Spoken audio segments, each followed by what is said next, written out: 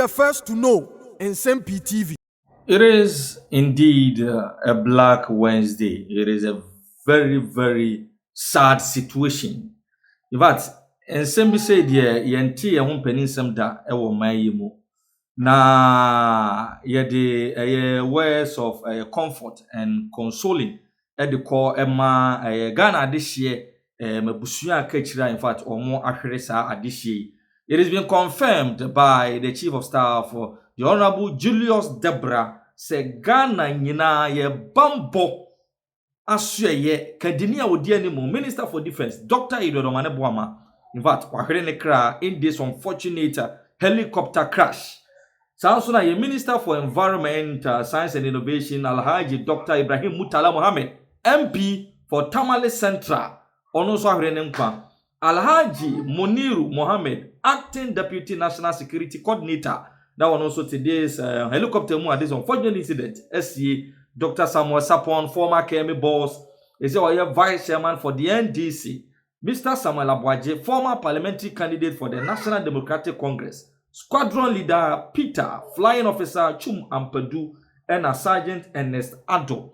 Nipa mako chi sum omo emine. But unfortunately, very, very, very unfortunate. Or a dance akro from helicopter omode ekodi jumei. In fact, akrashe ama nipa mochi nyina ashre omo enkwa. Now, adiana e beat the imagination of many Ghanaians and they say, a dear potty ni see yema. This Air Force helicopter, etumi akrashe amane yonekesi sei, in fact, ato on my Ghana. Na ena obi atrasi we kosi senjumedi so oni ne reporter Isaac Nomenyo kasa wenya eyewitness report as to exactly what happened. Yeah, LED 2 days fatal crash. Yeah, Ghana and penny for Ghana this year mako mwotwe. Afaso ahere won kwanti yebeko straight away to asempa na yakoji inchirimu ankasa efa DC poti a enei this helicopter akrashe na afa nkomodie mu no na sa beto dwase na enye nipa na ewose omotan helicopter enye omu nyina dodo ni. There were other government officials edin na omu so si won kwanti a enei yakopon di ho afofia omo etumi afiri sankwanhye mu. All this and more is contained in the audio ya yakonyakuti. To saying it's in a grieving mode, very devastating mode. She was tough. Or aggressive person, you could sense the shivering, you could sense the sadness. And Okasano wa fama wa no so kakrama e why?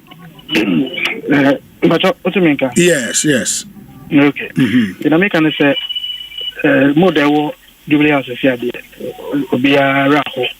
Now, Osha Chief of Staff, Julius Debra, Oya announcement, not to say, not to Bemayambe. Ubia Obahano, Osha, Education Minister, Osha, Ministerial Minister, Mona Bahano, Omina Omusu.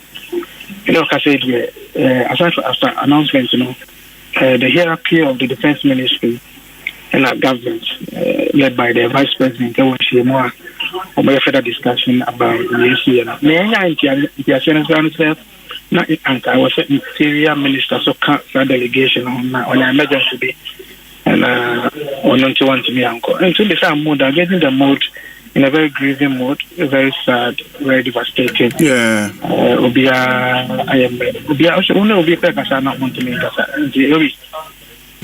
Not just said an hour cano. Apparently, the Interior Minister, Honorable Muntaka, Kwana was Uncle Kobe. That is what we were picking. And emergency being to went to me uncle. And the Oba is an official swan, old swan. Oh. Easy. Oh, and my other causes yes, and also I did to the Basana minister this summer. No later union here.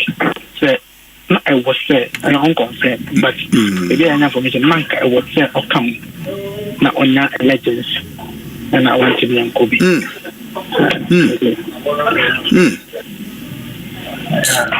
Kwame unim ma yenase yebesia ba hobio why yebesia ba hobio medase pa ma yenko adanse na yene Isaac Nomenyo yen correspondent in the Adanse enclave eni nkomo minim se Nomenyo number no na atekọ na said ye mote no the mood the Jubilee House no a very very sad mood.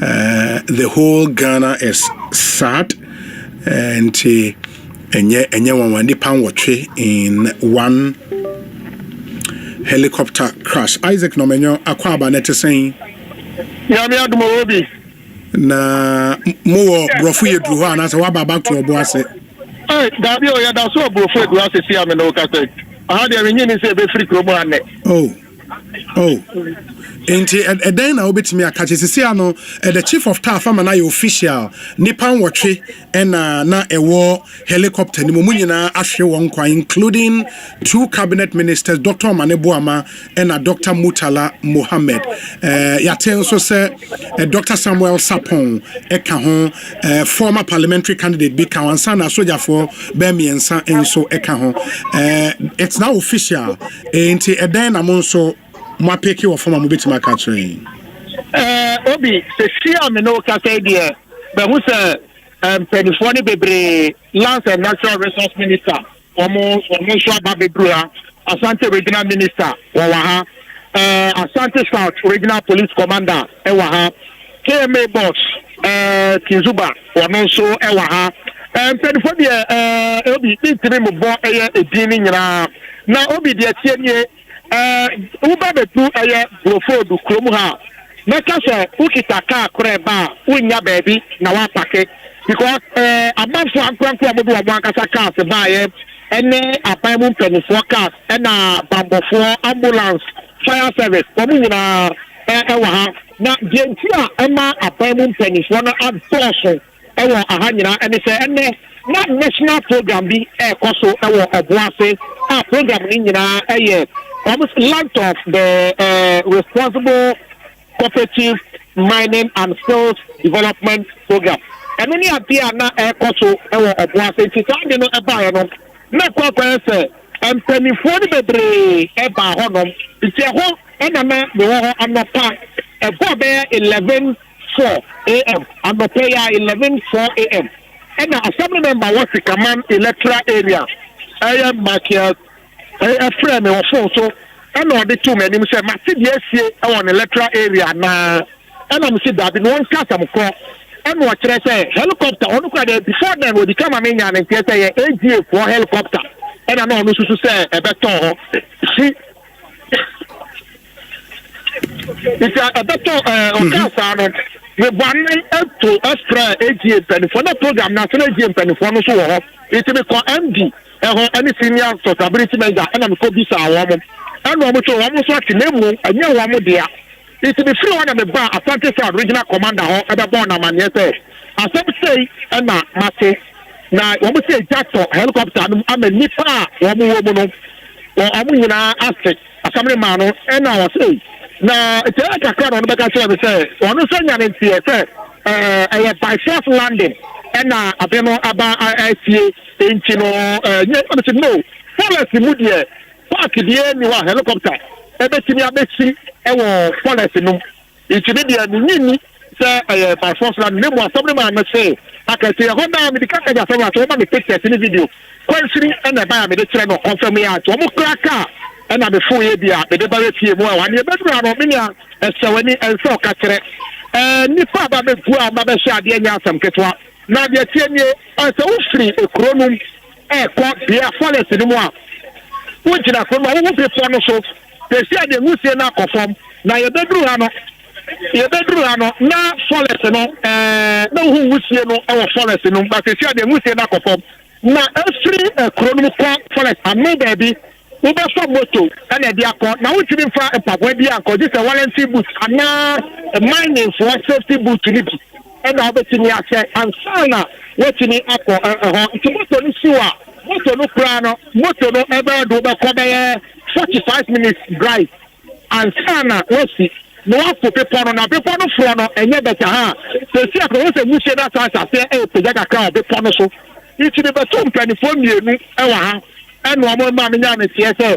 Omo wefuom do. Eno mu se helicopter no ene na modwo na ba form na ekosoro, na ekosoro. Ana omo hu ya se ko boat ya kese bi mu wa forest mi te ho no so mo ba wo. Ene be hye aboba no so banyan. Nti omo tete di ba ko pe. Eno mu sa helicopter na abofom. Nti omo ko mo ni kaka no mu se musie asase epie ewo ho. Nti omo ko bri no omo hu ya se no dia dey agree there. Ewo so omo fra assembly member owo ko mbo na mane sa asem say na etie eno omo fra assembly man so bisa be ko omo no omo ko ho. Na omo kire se ade no helicopter de ase jura be na nipa baako eno de wo so ye sanka o pie e de free helicopter no o pie e de free helicopter no to de o free ntai e be to ho ba wono so asinti wono no share pictures ni videos ni ya wono ne body no e na ase ba wonti hu se we nipa anase we nipa bi ba wase drobe wono no so e de no na de sa tie baako so de oni se me hu se se ama se KM boss mu cham no wafa koko boto ekita nipa baako ka KM boss ho wo mu kita koko boto na jina di se esa koko boto no mu no wo kwase sansoro no e de aguo because se nipa no nyina o ma sese itu ye o mo hia yenye koko boto no e na mesusu se ebia o mo kwase sa eye ensoro no e de aguo a o mo enso e de fro eye de kono na de chenye aha se de bidika ka se wo ka se wo de volunteer e wo che volunteer boot a wo ntime nkono anu ti akoko business e de ma epinu a wo mo to volunteer boot no ha e ton e de ma wo person wo ko bush wo e kokko hye ebi e wo hono na watimi atobi hye ansana watimi afro e de kono na obi de kono esi wo se kan e de nsu ato enso wa ha iti ase ateke wo tu na ntira to wan say volunteer boot na safety boot ada paw abo atofom enu ti na volunteer boot na ho abe twe akwa twe wa ase aye business aman ko fire cocaine amanfo ebi dika e wa ha na obi ebio de sa tie nie wo sa sha wo mu kire se sibi ade no helicopter no ebe bo ho no na taban no helicopter no wa taban no baako ena esan eye etia so na black no ne nkuku sako se de ne de ni nyina ase na abranche na akofo no baako e de tita bi breme na pipa no de ba no ahase na wo hu entre no de ase this aircraft for na se pilot for ana se military for e na betimi asre niama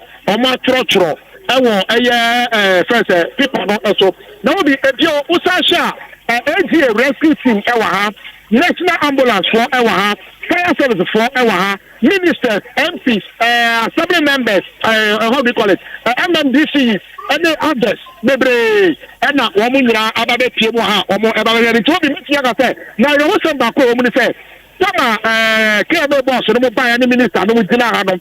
Yes, we are to branch back with the Kana and what Travis so cool, Ewa from, and now 24 bomb, what they are born in shows, and Yamiatum. Na de so to ka kra omo de na coast kamai aye clinic ho omo kwakọ hye wono to apomuden de amano chobi na ka se yes ye wa ade de sosom areho da ano den so ewo aye aha enu se ameno ka se obi yeah and just rescue team ni go so omo hwe so mbetimi enya but bodies nimpo de nya de mbetimi enya bi right only one body per. Yes. And also Prana as you come to me who say Kojo ana ama. No, we to me when the pakro. Ba wa say. We share pictures in the videos na be there 2 million year. Ubehu. Hey. No menyo. Yeah that's it. Yeah asem kese Enti program na na wasan komo ba wo bo ase no. Say we di omutwa program ni meboa. What did you tell me asem na me tikaka to program no ko be see me so me buy no. And I made a cartoon penny for them, and I said, I want to hear but it's a whole economy, sir. Your friend said the first minister and the aircraft and airback. A whole enemy in TSM, a woman and the aircraft and airback program. It's in the program in the castle and no bush, almost not a poor, a woman, helicopter, who a quiet anchor. It's in a who may be our offer, not a point up for no forest, and who may be our one part. And no, they bar for ma, what they call vote, Yanuno, this are assembly. But it's a program, yeah, free, free program, nothing. Sama be free no regional minister Asante regional minister Akasewi and minister for lands and natural resources be gina PCA so na confirmation no e and I mean the police commander no e free ho e de ba ha kire ye be duru na nche and Asante regional minister and Asante South regional police commander no so e ba ye a so be 2 years ti omo de omo tini awura enwura mu ha omo ko forest no mu a omo nyam Nsem-Pii e ma ye na mo wo say I friend says the quite division policy commission and penny now so aba also echo the penny bin come o ka say dey wanyanko because wanyanko nwure mu ho ehu dey say wo ko nwure mu ho akoshe ebia kote a helicopter no ebe bo mu no ni din amu kwa kote ebia kote helicopter no ebe bo mu ni din ansana wo so yeah, on bet you about 2 jano. One also etini e dia ba beto e wa ha. Nti obi, make say ekrobo nyina boto. Ekrobo aboto. Nanso asa koye business e dia ma ejadifo bia omoton ensuo ene pan no ene ho nkwani aba. Me akasa me no kasa obi better to place e mebre. A common development because from an opana your core program na and you free wa assembly ya dia bedu e dey me yam sesia e yensuo ba ko pen manom e da dam you wan be digital e akwa say ha no wo pe bibia tokura na akwakwa e boachi bidin e so say ha ni say you kuro ketwa aduane sabu de unya bi ento je se bia pan no ne biscuit ni nsuo ne nkonya ba de pe ene ade a onsa ebetimi aka e wa ha ti beka so obi nipa wo kuro we mu sesia no wani and so catch and yen packetwa. As I said, Pray nyina e wa ha. And then for the program meeting nyina so aba before yeah ba share the this one. Yes, and book and then she say helicopter and now say play the free room about 4 for me jab to my best kodo to. Best sir.